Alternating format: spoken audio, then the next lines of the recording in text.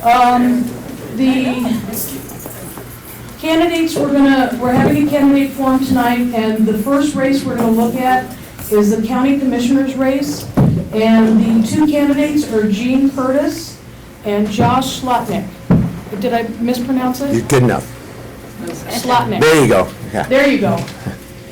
How we're doing this is each candidate's going to get a minute for an opening statement, and then we're going to have a minute to answer questions and a minute for closing statements. I know it's really compressed, but we have to do the House District candidates at 7:30 and probably 7:33, so I can split the 5 minutes we've lost. Okay, let's go in alphabetical order. So Jean, do you want to start first? And the mics are right in front of you. Good evening. Thanks for coming out tonight. My name is Gene Curtis. I've served as your county commissioner for about 17 and a half years. I think that the most urgent things that will be on the county's agenda this year will be a couple things. One is economic development. We need to have higher paying jobs so people can afford houses here. We're not going to get the price of land to go down probably, so that'll be one of the solutions. And then the other is just all the cuts that have happened to Health and Human Services from the state level and the federal level. Those folks need care, and my experience in both of those arenas I think will be a benefit to the folks of our county. I've already started some work on the Health and Human Services aspect to help the state figure out how to better fund mental health, developmentally disabled, and things like that. So I look forward to questions, and I ask for your support. I beat the clock. Nice job. Justin, can you see Todd? Yeah. He's Got it. He's Got giving it. a warning for 30 Got seconds it. in the stop. Thanks. Okay, go ahead. Hello, my name's Josh Slotnick, and thank you so much for coming out and for the invitation from the Missoula County Democrats. I co-founded the nonprofit Garden City Harvest back in 1996. There were 3 of us. Now there are more than 30 employees. I also started an academic program at the university that now has its own certificate and is built-in part of a major. I also co-founded our family business. In fact, since I've been an adult, I haven't had a job that I had to apply for. Everything I've done has been the result of co-creating a vision and turning that vision into a reality. I've been inspired to do this because I fear for the trajectory we're on. We kind of are at, actually, in this place, a deeply economically segregated society, where there are people who can afford to live here, own a house, and people who just flat out can't. The consequences of this, in two dark sides to this. One of them is the greater homogenization of our landscape, which undercuts our ability to attract people. And the other one is this threatens the very integrity of our society in our lack of integration. There. All right, very good on time. The first question is for both of you, and it is, what is your position on transferring federal public lands to state and or private ownership in Missoula County? I was so nervous about getting hard questions. That wasn't hard enough? No. Public land should stay federal public land. This is one of the backbones of our economy and our culture and our reason for being here, and we should fight back, engage with our other elected officials, and resist. Public land should remain public. It's part of who we are.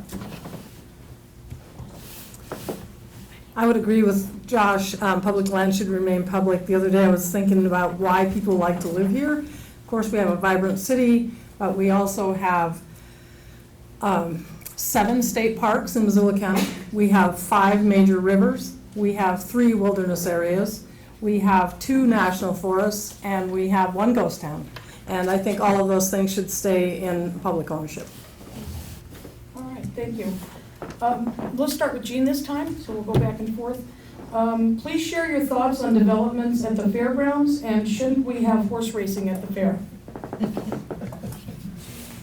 So we just broke ground this week to actually take the track out. There is a big vision at the fair. It has taken us years to get there. It is a very multi-purpose, multi-use, sustainable fairgrounds. There will be new buildings. There will be about $20 million in investment in the next 5 years.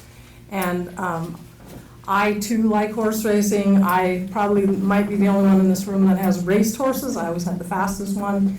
And, but horse racing nationwide has died on small tracks. Josh? I applaud the development at the fairgrounds. My only concern was the time it took to get there. I really appreciate the public process, and I think real kudos need to go to Emily Bentley, I know she changed her last name, for really pushing this thing forward and making it happen. In terms of horse racing, for lack of a better way of saying this, I feel like the horse has left the barn on that one. It's been decided, and I agree with Commissioner Curtis. It's sort of culturally moribund and no longer seems an issue at this point. But I'm excited about the changes at the fairgrounds. Okay, just for people that are just coming in, raise your hand if you want to ask questions. We're doing the county commissioners, and then we're going to do the House district afterwards. If it's specific to one of the races versus the other, please write that on the top. So we'll start with Josh this time. What is the job of a county commissioner, and what will you spend most of your time doing? I feel like the big job of the county commissioner is to engage with the public and listen, bring people to the table, and collaborate, create alliances, co-create a vision, and move us forward. Now you'll hear from Commissioner Curtis a whole bunch of specifics and acronyms, and she is a pro at this because she's got 20 years of really good experience. What I'm bringing to this is a new approach and a proven track record of being able to collaborate and co-create a vision and turn ideas into realities.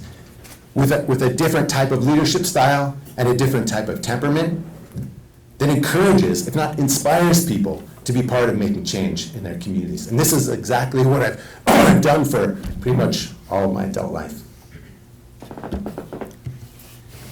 So I agree that the biggest thing is to listen to the constituents that you serve, bring them together, form partnerships, establish relationships, and then show leadership. And that's what I've done for the past 17 and a half years. I was very involved with, for example, the Milltown Dam, taking the dam out. So 17 years ago, the commission said it was time to take the dam out, and we worked with Governor Marks. 10 years ago, I stood with Governor Schweitzer as the dam was breached after the cleanup of the toxic materials behind it. And 2 years ago, I worked with Governor Bullock to make sure we had access. Just one example. Okay, I'm looking at new questions now when we go along. For both of you, and we'll start with you, Jean, this time, do you support Medicare for all? Yes, I do support Medicare for all, and I think that, that has to, of course, happen at the federal level, but there was a recent study that came out of the University of Montana showing that the Medicaid expansion in Montana was not only good for the people who didn't have coverage before, but it was also good for the economy. And Medicare for all just totally makes sense. How we'll get there isn't our job, but I would support it. Josh? Absolutely. I absolutely support Medicare for all. This is something we should, thanks. Absolutely, I do support Medicare for all. This is something we should be doing. And I was going to mention the study that Commissioner Curtis mentioned. This actually puts money into our economy. What I'd love to explore is what can we do on the county level? How can we bring medical providers, people who interact, who are advocates in the healthcare community and work with low-income people, how do we make something happen here that can approximate the best of our values? I don't know the answer. I do know the approach, and that's to bring these people together and not be risk-averse and dive in. And I'm excited to do that. This is not just a problem, this is an opportunity for us. Okay, we started with, so Josh, we'll start with you on this one. What are your top priorities for addressing needs of rural parts of Missoula County? Well, the top priority would be engaging with people in rural parts of the county and really understanding what their needs are. One thing I found from going to far-flung places of the county, that when people make a choice to live somewhere, they're often doing this based on a set of core values. That somebody chooses to live out in Sealy Lake, it's because they want something specific to that place, and that's really different than someone who's choosing to live in the slant streets in Missoula. And we can't be creating policies in this kind of every planning district is the same. People have different sets of core values, and those core values are reflected in where they live, and we should be listening, engaging with the public, and then designing policies that are appropriate. And this is something I can do because I'm a collaborator. This is how I work. I don't know any other way. So I'm glad that Josh agrees with the system that I've used for the past 17 and a half years. We do have 7 planning districts in Missoula County. We have 7 community councils. 5 of those have been created since I became commissioner. We used to only have one in Sealy Lake, the first one in the state of Montana, and one in Lolo. We now have them. We're missing a couple areas, but they haven't shown an interest yet. So bringing people together, if you look at Sealy Lake's plan, for example, it is a resource-based plan because that is where they live and that's what their values are. Okay, this question is directed at Jean, but we have lots of time, so I'm going to give Josh an opportunity to respond as well. What are your ideas to fund services for citizens who are vulnerable? So I just came from an open house after hours that the chamber was doing at Partnership Health Center. That's one of the great things that we have here, and they so Partnership Health serves folks that have no insurance, folks that have Medicare, folks that have Medicaid, and people that have insurance. And they have a satellite at Lowell School, and they have a satellite in Sealy Lake. They have some other satellites, but they're not in Missoula County. So that's one way. The biggest thing is I've been involved with, I serve on the board for the Child Development Center. I serve on the board for the Western Montana Mental Health Center, and it's collaborating and partnerships with those kinds of organizations to make sure that we serve folks who need the help.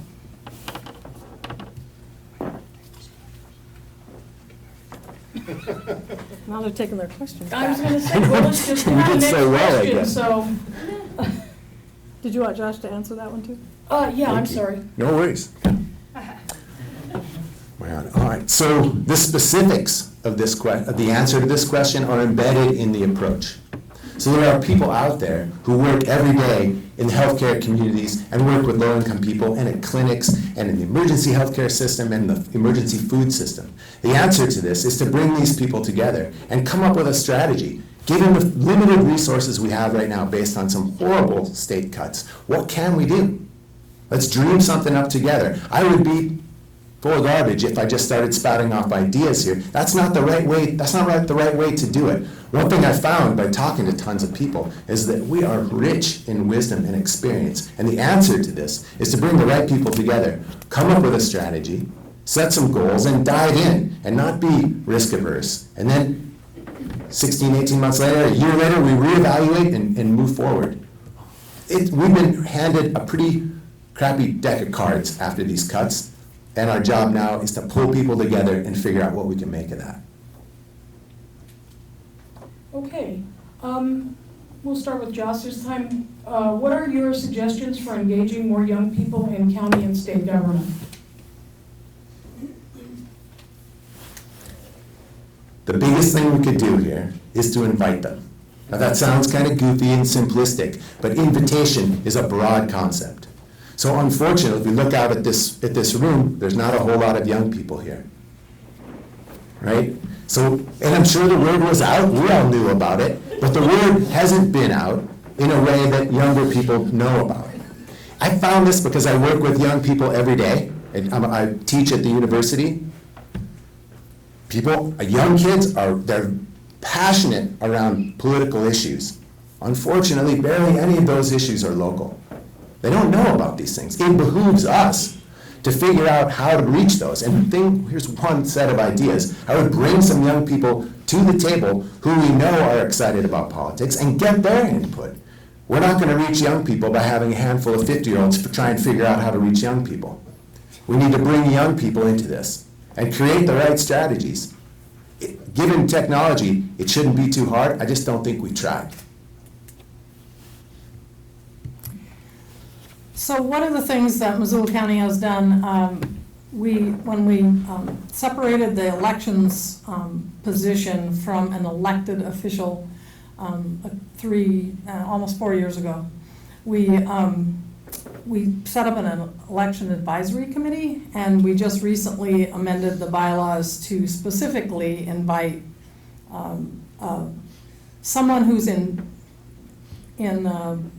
some form of secondary education or beyond high school to be involved in that committee to try and bring some voices in that way.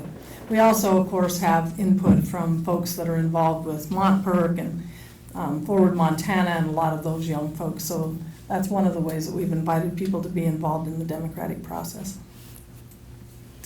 Okay, Jean, in light of recent flooding and concern about our river levees, what is your plan to maintain our levees and addressing development which puts Missoulians at risk? So there is a misconception about levees to some degree. So through the city of Missoula, there's levees that are 16 feet high. So luckily our water's only going to hit 13 something, so it shouldn't overflow there. What levees do though is they force the water to go through town faster, and then when it gets past the levees, it pushes out. The levee system does go toward orchard homes, but it doesn't protect all of it. And the Corps of Engineers are the ones that get to decide where a levee really gets to go. We do maintain those levees. We have an agreement with Missoula County does, our Public Works Director, make sure there's not trees growing in the levees that could tip over and put a hole in it and that kind of thing. The development that's flooding right now, that development, most of that happened prior to people paying much attention to floodplain. The one subdivision that's new, Stony Brook, was approved by the city of Missoula. Josh? I would invite the Corps of Engineers to engage with the folks at CAPS and with neighbors and walk this area and see if there's anything we can figure out to improve the situation. I'm not an expert on flooding, but I do know that there are agencies like the Corps of Engineers, so this is what they do. They manage riparian areas, restore riparian areas, and deal with flooding. And as Commissioner Curtis pointed out, these things were built a long time ago. And it's time to revisit the issue on the ground, walking around with neighbors and with people in planning, and really check in. Because this situation we're in now is only going to get worse if we continue on the climate path we're on. Okay, Josh, we are at basically 0% unemployment in Missoula. Do you agree we need a $15 minimum wage? And how should workers go about demanding that living wage? Yeah. I think snapping our fingers and having a $15 minimum wage would be pretty destructive. I think raising the minimum wage is a really good idea, but we need to be really thoughtful about how we do this. And by thoughtful, that means bringing in people from the business community and people who work with low-income folks and deal with housing and have a real reasoned conversation on how we transition to something like that. I think it's necessary to up the minimum wage, but we need to do this in a way that benefits everyone, not just the folks who are earning a minimum wage. But I'd be excited to be part of that. Gene. So Missoula County has been working to bring up the bottom wages that the Missoula County pays. I think our lowest person coming in, and some of them are part-time, are in the $12 range right now. So we ourselves are working towards having a livable wage. The other thing is all the businesses that we have applied for job creation grants through the Big Sky Trust Fund are required to have a living wage or higher. And so having new businesses come in, start out paying at that range is a good thing. But it is much easier said than done. It is a bigger discussion than just the county. All right. Jean, what would you do to address the issue of data mining companies coming to Missoula County, and specifically address issues of noise, energy consumption, and the legality? Sure. So the one that's been the most in the media is the one in Bonner. So the folks in Bonner, of course, that was a private transaction, a private company that is leasing from a private business. The noise issue is what brought it more to light. And I have been on the roof of that building, looking at the fans that they're replacing that we hope will help to mitigate that sound once they're all installed. However, we did recognize that, so that we also have a second business that is now in a container cars out by the Come On in the county, just outside city limits. We've also learned that there are people doing this in their basement. And so just on Monday, the commissioners, we had directed staff previously, but just on Monday, we reviewed a resolution to declare what's called emergency interim zoning for cryptocurrency in Missoula County, which would basically put a moratorium on it while we look at the issue. I can answer more of the question later because I ran out of time. All right, Josh. So, if I understand it right, according to the Missoulian, the Missoula Economic Partnership was instrumental in facilitating the deal. At least Mr. Grunke bragged such in the newspaper.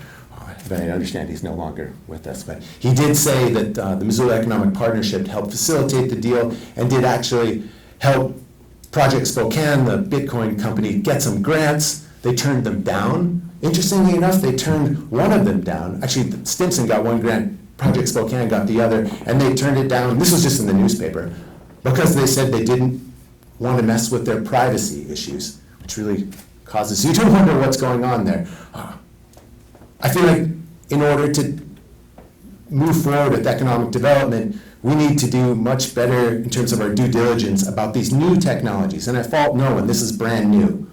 But we can do a little better. And I applaud the emergency zoning. Way to go. Let's take care of it quickly. I'd love to see in this zoning not just noise, but something that equates numbers of employees to how much energy you use, because these things are criminal right now. Okay, Josh, what is the biggest concern you hear from residents in Missoula County? One of the biggest concerns I hear from people all over the place is about where we're headed. We're becoming a place that's deeply, as I said earlier, economically segregated, a place that's hard to afford to live in, a place where most people work at least 2 jobs and have a rough time getting by, and at the same time, housing prices are escalating.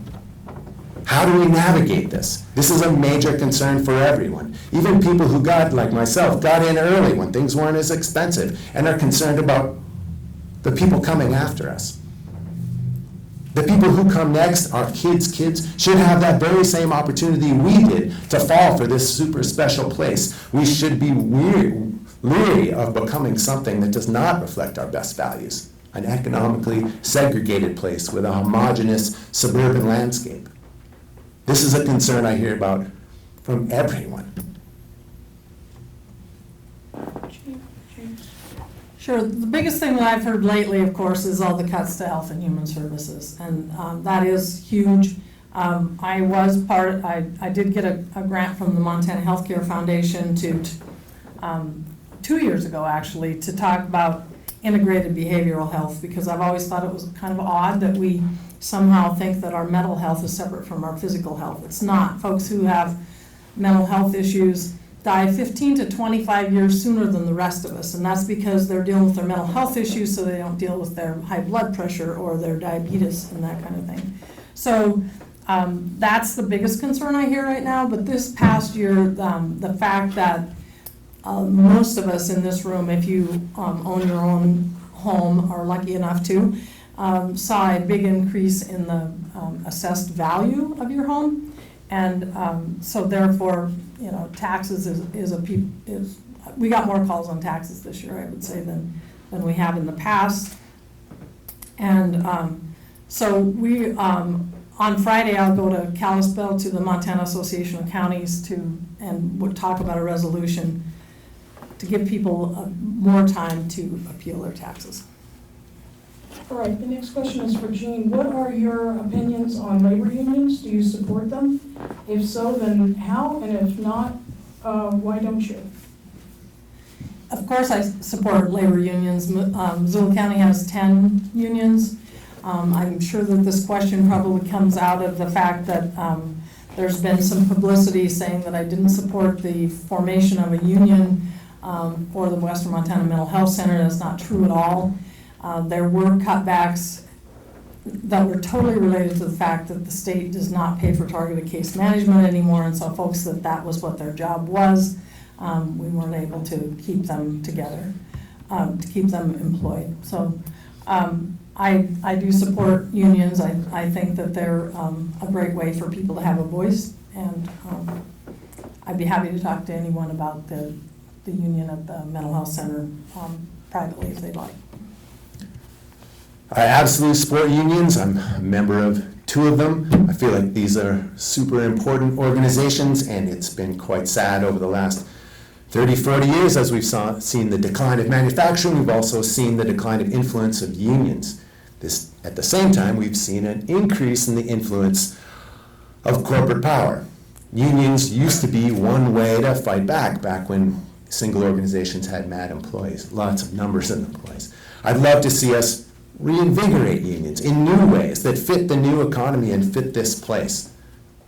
And to do this, we need to engage with the unions that are here now and really say, we're with you. How can we work together to make unions bigger and stronger and better? I'd like to do that.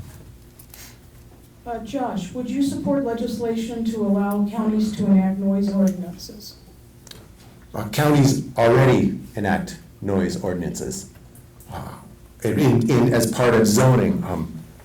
In fact, this was spoken about quite a bit at the meeting about Bitcoin out in Bonner. And the issue, if I remember right, it was a month and a half ago, was that the decibel level for provisional industrial was different for the existing heavy industrial.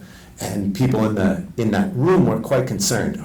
I have to say, I went to that meeting as a candidate, and I was so blown away by what I heard, I kind of forgot why I was there and got sucked up in the drama of it.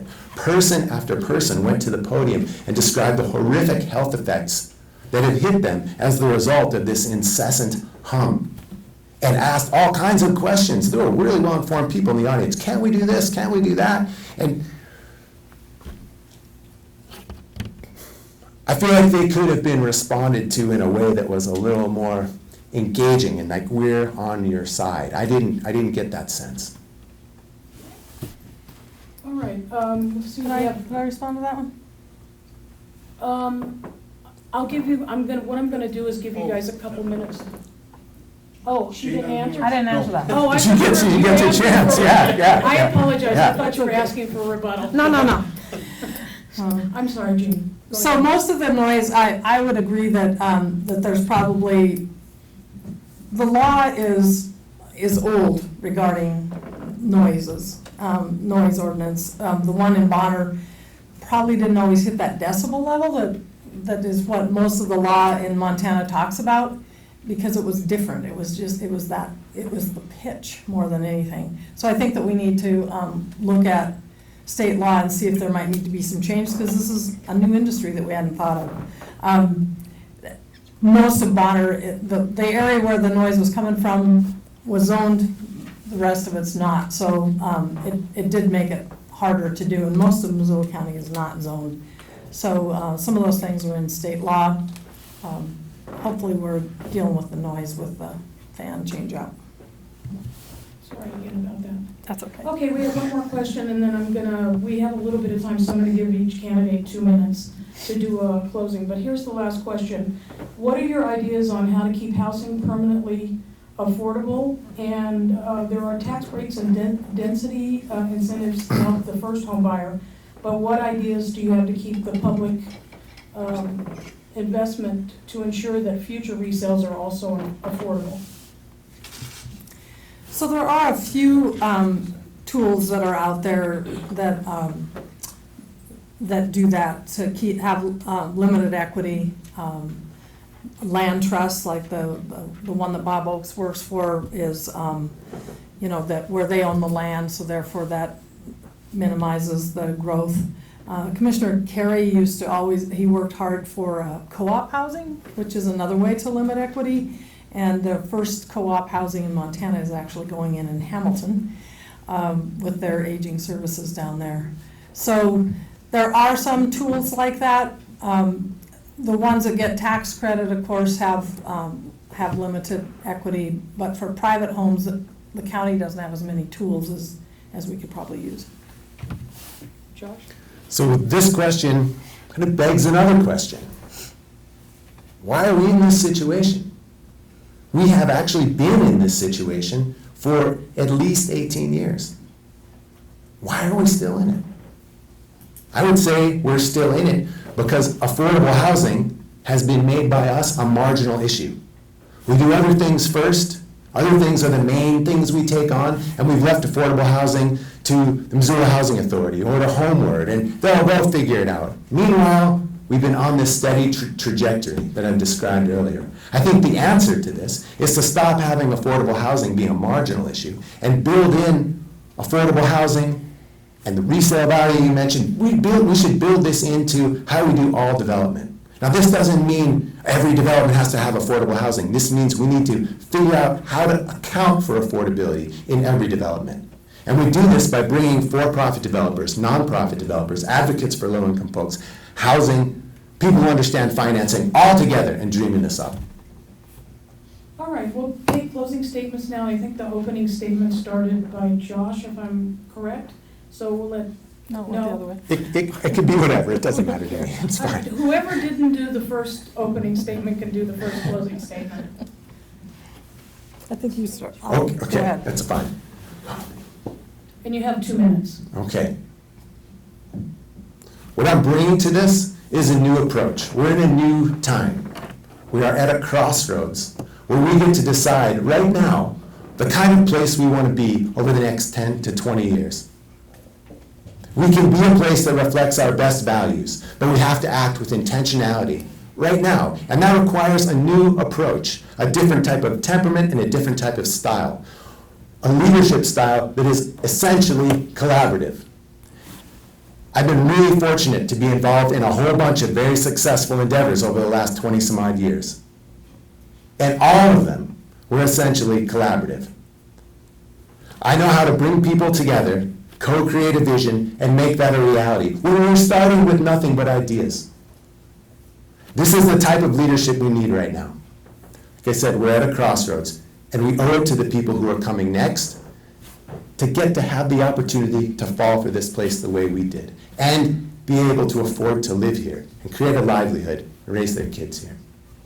We can do it if we want to. It takes new leadership, and it would continue to take people like you to be engaged. I invite you all into that effort.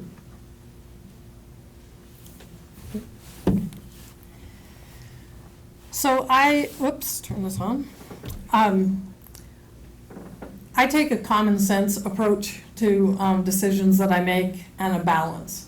So, there's a difference between, for example, small scale agriculture in town and the large scale agriculture that's in Frenchtown or in Potomac. So you have to find a balance. You have to find something that's, it usually can't be painted with a broad brush. So I take that into account. Those folks that have been farming for generations and, they're maybe raising cattle or hay and it's based on commodity prices, that's just different than someone who's doing some small scale. So find a balance. I think there's a lot of opportunity. Chaos and crisis can force us to find opportunities. And the fact that all these cuts have been made to Health and Human Services across Montana is forcing people to come together. Right now, the Primary Care Association and the Behavioral Health group are applying for a Robert Wood Johnson to figure out how to help the state understand that paying for fee-for-service is not the model to use. We need to pay for outcomes. We should be deciding that this person needs targeted case management and then they can stay on track, and this person just needs medicine. So, it's again, finding those balances. I have brought people together on this already. We held a forum right here to look at what the impacts were in Missoula County. Fortunately, we're in a little better shape in Helena. The opportunities, resources cohort that's there closed the doors. They serve 900 people that are developmentally delayed. That doesn't work. We also have to work on economic development. The Builders Association is working on trades jobs, and I definitely support that. Okay, thank you to both of our candidates. Well done. If we could have the two candidates for House District 94 come up, Kim Dudek and Matt Bell.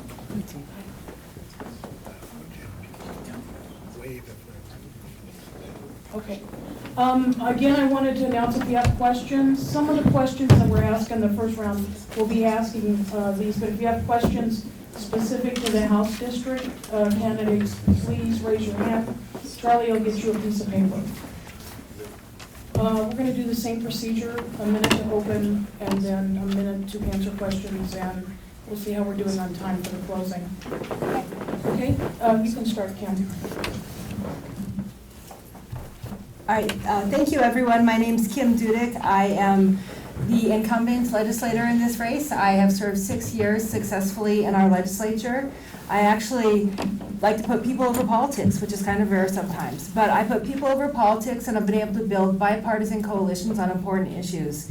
My leadership has brought changes for our criminal justice system, for our child welfare system, as well as for various other areas. I was even able to help with our community conserving the environment by allowing the Smurfit-Stone mill site, they were delinquent on their taxes for over $1 million, and I passed a law allowing the county to collect just the tax money and therefore spur development there. That happened about 3 months after we passed the law, which if you know anything about court cases, having something resolved in 3 months is amazing. My priorities are continuing to make our communities safe, and I will continue to do this by working across the aisle because it's better to work together, especially when you're in the minority. And when you can get things done that are best for a state, it is just better to focus on that. So I appreciate representing everyone here, and I hope that I can continue to do that, and I ask for your vote. Okay, Matt, take it away. Hello there. My name is Oahikna Wamni. What that means in Dakota, I'll tell you later. I was actually born Matt Garman, and why that's significant, I might tell you later. But my name now is Matt Bell, and that's what I'm running as. I want to give you a little bit of background on myself, since most of you don't know who I am. My grandmother was an early childhood educator for a very long time, and that inspired me to be an educator as well. My grandfather was a rancher for most of his life, and so I respect a lot of ranch country, the High Line, and the issues facing those people up there as well. My mother has been working for IHS for most of her life, and I am very attuned to the issues that are facing Native Americans in respect to their healthcare needs in cities and in rural communities. My brother is a postman now. He also served 2 tours in Iraq. So I definitely respect the veterans and their needs at this time. And so that brings me to me. Thank you. All right, we'll start with the first question for Kim. What initiatives will you propose for the 2019 legislature? Thank you. I plan to continue the same work I've been doing. I started off my career as a domestic violence advocate, and then I became a registered nurse, so I wanted to help people. I saw that I was a neonatal intensive care nurse and that our babies needed more help. I then became an attorney, and I enforced our laws for child abuse prosecutions, making sure our kids were safe, yet I saw that these were not working. Therefore, I decided to run for the legislature. I have been enforcing laws that make our communities safer, make our children safer, don't allow bullying. I was able to pass that after 10 years of trying, stop human trafficking, and protect children from abuse. I plan on continuing that kind of work. I also know that our jobs are in crisis here in our state. Wages haven't gone up and the cost of living has skyrocketed. So I've been focusing on how we can impact that through education. I serve on the Appropriations Committee, so I work with the money in our state. And I've been focusing on what we can do for apprenticeships, for trade programs, and also to help with student loan repayments, so that when somebody hires an employee, they can help repay those student loans, and it helps the employer and the employee. Those will be my focuses. Yeah. Thank you. As an educator, every year we see education bills that come through that try to allow guns in schools. I'm definitely going to stand against that. A lot of other things, though, I feel that I've heard on the streets that people want represented are very diverse. I want to pass a conversion therapy ban in the state aimed at targeting trans people, and I hope to stop that. I hope to work with the state in their management of the buffalo, especially around Yellowstone Park. I hope to work with people to help track the number of people who are missing and murdered in indigenous communities on the reservation and off the reservation, and help keep those statistics. I also hope to stand very much against any infrastructure or other bills that represent coal or oil, anything like that. Thank you. Matt, what is your position on oil pipelines? Actually, that's maybe a good reason to tell a story, I guess. The reason why I'm here, I guess, got started not with the election of our very ill-natured federal cabinet members and everything, but with September 2nd and 3rd, the Dakota Access Pipeline issue really kicked off for me with the dog attacks. I really felt affronted, and I felt that I needed to do something about that issue here in Montana when it came to Montana. That issue is here. The Keystone XL pipeline is slated to start clearing vegetation this fall in the homeland of, again, the Sioux Nation. We've already had a pipeline spill this year that's affected a community there. So I'm determined to get us off the train of using coal and oil that continues to degrade our natural resources, which we rely on for recreation and tourism. Thank you. Kim? So we did have a bill, I think 2 sessions ago, about the Keystone Pipeline, and I did vote against it. I believe we need to conserve and preserve our environment, our lands and our waters. We have seen spillages there. We've also seen rights violated when people have been protesting, and that is abhorrent. We need to stop those sorts of actions. I've been a strong supporter for those sorts of things. I also believe we need to promote renewable energy. It's easy to just say no and not have a solution. So I think we need to look at how we convert to renewable energy. And one of the opportunities we had this last session was a bill which was Dwayne Ankney's bill from Colstrip. And it's been mischaracterized that that bill was actually in support of coal trains and that I was the only Democrat from Missoula to vote for it. That's actually not true. 9 Democrats from Missoula voted for it. And it was actually to promote infrastructure in Colstrip, which makes it easier to convert to renewable energy when those plants there close, which they will do. So I don't want something to happen like happened in my hometown of Frenchtown, where we lost jobs and the community's been devastated because there's no planning. Therefore, I support bills like that, which will help us with converting to renewable energy. Okay. Kim, what do you feel is the biggest strength you bring to the House? And what unique issues does the district you are running in face? So the unique issues the district I'm running in faces is that it's very urban and very democratic. It's the north side, which is one of the most democratic areas in Missoula, but then it also fans out to Frenchtown, Huson, up through Evero. So it's a very diverse area. And people there face many issues, but we do face things in town like affordable housing, but people in more rural areas face issues like lack of access to health care, or even just being able to pay their bills. Truly, everyone is having a hard time making ends meet. So I'm going to be working on that. I don't remember the first part of the question. What unique issues? I got that. What do you feel is your biggest strength you bring sorry. to the House? That I'm humble, and I don't mind admitting when I forget things. But actually, I am a very good collaborator. I'm able to put people above politics and find common issues and common concerns, whether you're a Tea Party Republican like Randy Brodell, who I got to vote for a holistic defense project, which was a very democratic progressive thing, but I was able to find a common value with them, and I can do that with just about anyone. So that is one of the most valuable characteristics I have. Matt?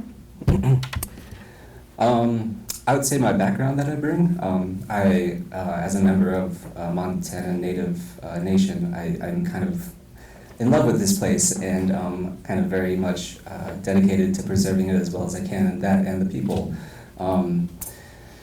I, as a teacher, have been in schools and amongst young people who are struggling with a lot of things that go unspoken, and I'm here to kind of speak to those things. A lot of them are healthcare related, housing related, job related, and I hope to bring some ideas to those things, to those areas. I'm sorry, what was the second half of the question? What unique issues does the district you are running in face? As Kim said, a lot of the district is urban, the north side, but it does fan out. I do want to hope to keep some of those more rural areas able to do their farming. As I see Missoula in the past has been a largely farming community, but some of that has been lost in the recent past. So hope to do something about that. Thank you. Okay. We have two kind of related tax questions, so I'm going to ask them together because I've got a million questions over here. So what are your feelings about I-185, the tobacco tax initiative that will fund Medicaid, and do you think it unfairly targets the poor? And the second one is, would you support a local option sales tax similar to the resort tax that any community can utilize, or an increase in the gasoline tax? Let's see. I would not support a sales tax. I would support an increase in tobacco, up to $2 a pack. I do believe it's kind of necessary to help fund our current budget woes in the state. Unfortunately, maybe it does target a lower class of socioeconomic people, though helping them quit by this measure might be a good thing, in my opinion. Furthermore, it may help Indian country who won't maybe experience this tax, experience a bit of economic inflow from people going up to buy cigarettes, perhaps.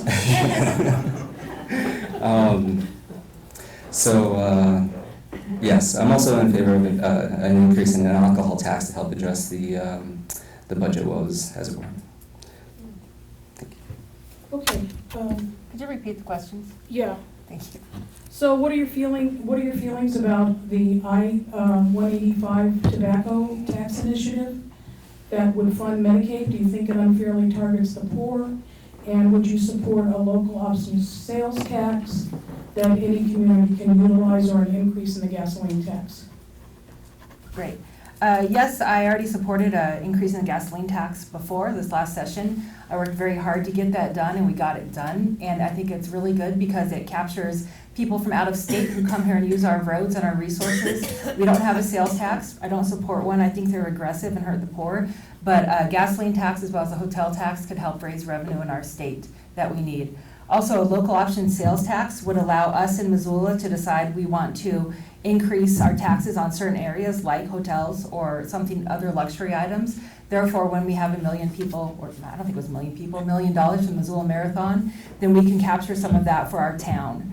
So I do support that. As far as the cigarette tax, I also support that because it is tied in right now with Medicaid expansion. And if we don't do something, Medicaid expansion may cease in our state, and it's going to hurt a lot of people. So that it is tied together in that way. Outside of my work in the legislature and as an attorney, I serve on one of our local hospital boards, and I know how key Medicaid is to making our healthcare system work. So we need to figure out how to fund that. And so I do support that, as well as some other fines or fees in our states that haven't been increased over a few decades, which I'll talk about later.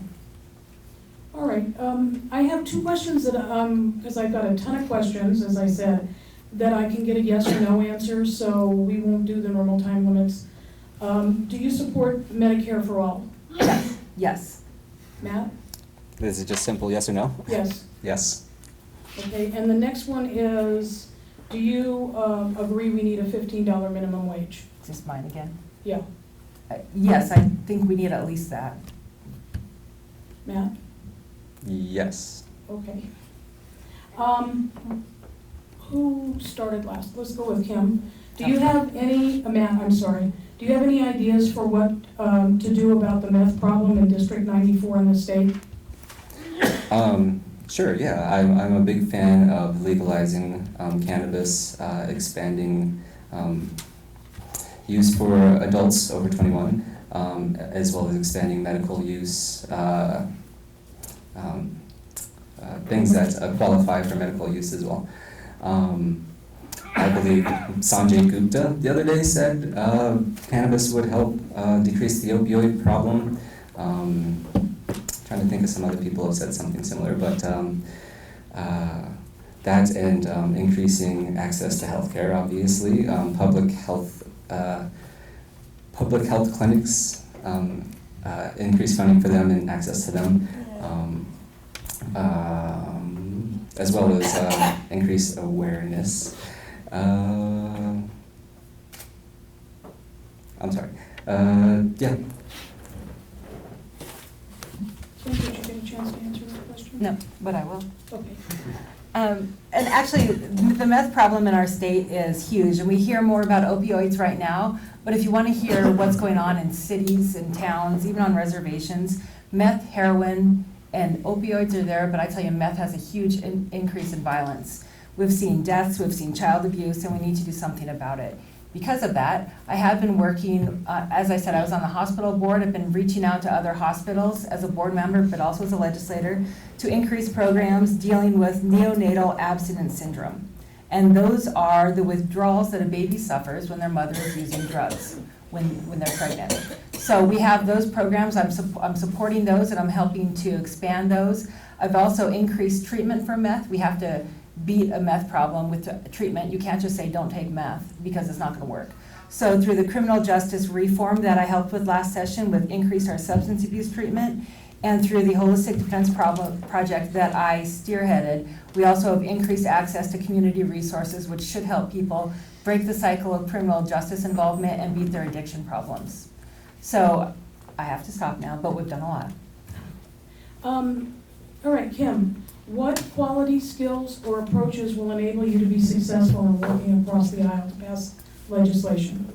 So I had the privilege last session of being pregnant during our legislative session, and people have never been so nice to me in the legislature. I don't think I'll be repeating that again.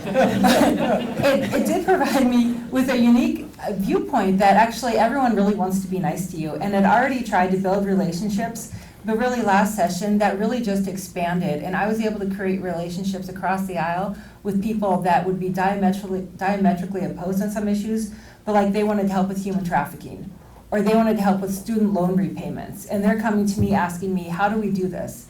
And it's because I'm kind to people, I treat them with respect, and I try and focus on common values rather than alienating people and putting politics over people. So that's what I've been able to do and what I plan to continue to do. I stay in touch with my people in the legislature. I'm working with the Billings legislator right now on trying to regulate their massage parlors where a lot of human trafficking is occurring. And I've been working across the state to maintain the relationships I've built to work on these issues. Thank you. So I guess I can't speak to any experience in the legislature, obviously, but as a teacher going on 5 years now for high schoolers, I can say that it takes a little bit of persuasion in many ways to get a group of high schoolers to agree on one thing. Sometimes you have to be lucky, sometimes you have to coax them into things, so I'm a little versed in that perhaps, and that's what I have to bring. And so as a person who represents a generation of people who are trying to get into their first house or pay for their student loans, I feel like I can speak to a lot of issues that represent all of Montanans that will benefit the constituencies of all legislators and representatives. As a Native person, I can definitely relate to a lot of Native country issues, yeah, hope to speak with a lot of patience and listen a lot. Thank you. Okay, Matt, do you believe you should live in the district you are vying to represent? No, not necessarily. Is that a yes or no question? No, Okay. there's a follow-up though, Okay. so I'll let you do it both at the same time. How can you understand the specific regional concerns of your constituents when you don't live in the district? I think Missoula can kind of seem like a big place, but in a lot of ways, there's a lot of things that bring us together. Though I don't live in 94, I live in 91. Socioeconomically, I feel a lot more in tune with the needs of the people on the north side, who, like I said, are trying to get into their first house, which my wife and I struggled to do for a while, and struggled to pay for things like healthcare and infant care, daycare, things like that. Things that we're going through actively, struggling to pay for student loans and things. So I feel very connected to the North Siders. I lived there for several years while I was attending the University of Montana. I had a community garden up there for a while. I love the North Side. And I have, friends and relations that stretch into Frenchtown, Houston, and up into Arley. So, thank you. Kim? Thank you. So I don't believe you have to live in the district. We redistrict our county every 10 years. And if you had to live in the district, then it would be really easy to gerrymander things out so somebody couldn't be in the legislature. I believe that's one of the reasons you don't have to live in the district. You have to live in the county. And if you don't live in the district, even if you live in the district, you may not be in touch with things. I mean, let's be honest. If you don't get out, you don't know people. So I think that one of the ways to really to know what's going on is to go to the community council meetings, to go and go to the businesses, go door to door talking to people, see what's going on, ask them what their concerns are. And that way you can really find out what's going on. So I grew up in the district where we're at, and I saw the changes, as I said, that happened when the Smurfestone Mill site closed. People were out of jobs instantly. There was no job retraining. 100 students left the school system after they just built a new junior high. They lost a large tax base that actually helped the community. So somebody who didn't grow up there or doesn't talk to those people probably doesn't know that. Okay. Kim, what have you done, will you do to empower women in Montana? So I've done a lot to empower women in Montana. Most recently, I started a program called Montana New Leadership. It is Montana National Education for Women's Leadership with the Center for American Women in Politics at Rutgers. It trains college women in leadership training and civic education. It's nonpartisan, but it's trying to get women who are in college to see themselves in leadership positions, maybe to run for office.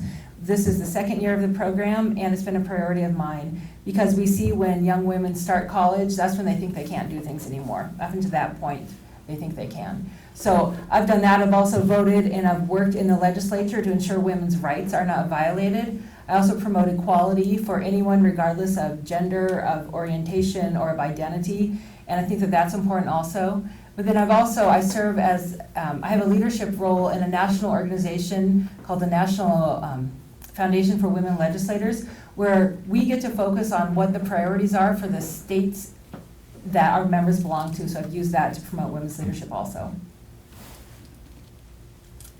Yeah. To promote women's leadership, I guess. I guess a lot of issues can be kind of tied into healthcare issues that keep women from excelling in their career field, whatever it is, legislative or otherwise, that I hope to speak to and find solutions for to keep women in their jobs if they have children that they need to care for and other such things. I definitely wanted to speak to other such programs, such as Kim has mentioned, that specifically target experiencing what that life kind of is. To my mind, I've kind of been focusing more on some of the discrepancies in representation facing women in the state. In the state prison, a lot of overrepresentation of Native women is kind of happening, and I kind of wanted to speak to a lot of those issues as well. Thank you.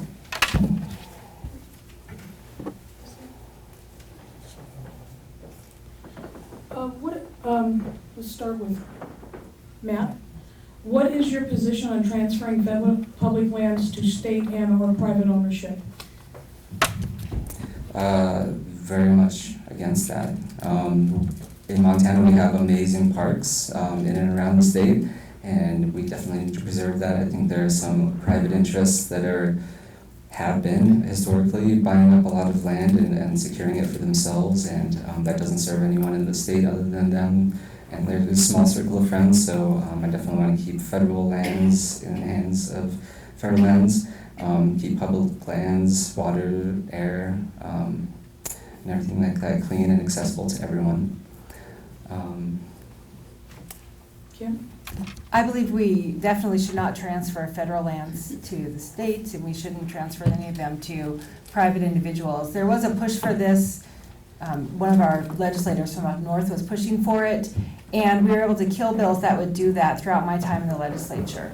We also need to adequately fund what we do in our state to manage our public lands. Right now, we do have problems, which I see when I serve on the Appropriations Committee. We're seeing funding cut for wildfire management in promotion of instead harvesting timber. So we need to make sure that we aren't hurting ourselves by how we're allowing our lands to be managed, because keeping them isn't enough. We have to manage them well, and we have to preserve our access to those public lands. And we have to do whatever we can to ensure that that access doesn't stop, including along our waterways, because we have a very unique constitution in our state which gives us rights to those lands.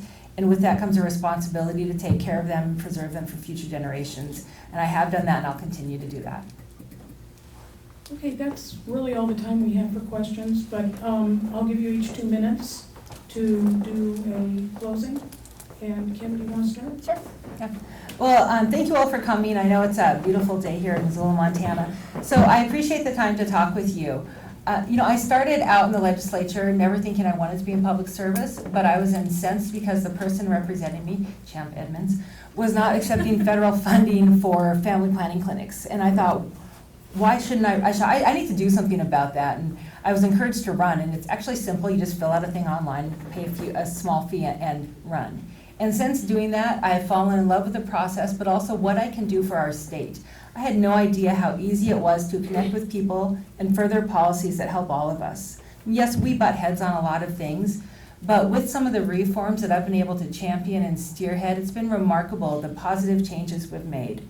For example, we were able to get a bullying bill passed, so we were now no longer the only state without an anti-bullying bill. And that was because I got bipartisan support for that.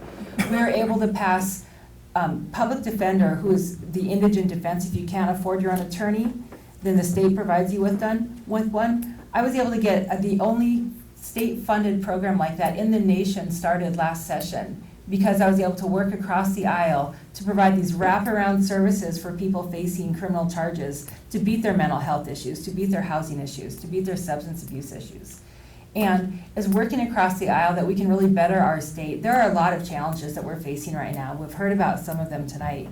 But I think that with the collaborative relationships I've built, I've learned how to put people over politics and really find that common ground and make government work for people. It doesn't do us any good, especially when you're a minority, to go up there and yell and rant and rave, because it doesn't change policy. We need to work together and find those common values to do it. And I've been able to do that, and I hope to go back and continue doing that for our state and continuing to move us forward. And thank you all again for coming. And if you're in District 94, please vote for me. Well, thank you all again for coming out. It was very delightful to be able to speak to all of you. Some of you are meeting for the very first time.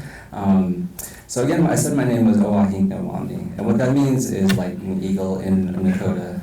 And the reason why I bring that up is because our native languages in this state are failing, or they're falling off the cliff pretty fast, and that's one of the things I want to speak to if I get to the legislature is a language bill to help restore, save our native languages. It was something that was proposed last time, but it got caught up in the budget cuts, which unfortunately that budget bill was just awful from the beginning, and I think everyone knew it. So again, I guess to speak to myself, I'm an educator and want to bring the perspectives of young people I want to be a role model for those young people who also want to get in the legislature. I've been hearing the call from a lot of organizations and people to get young people into politics, so I've heard that call and I want to step in and step up. And I want to represent in a number of different ways and speak to all of the different background areas that I know about, from the High Line to Missoula and in between. So just one more time, I want to thank you all, and have a good evening. All right, let's thank all of our candidates.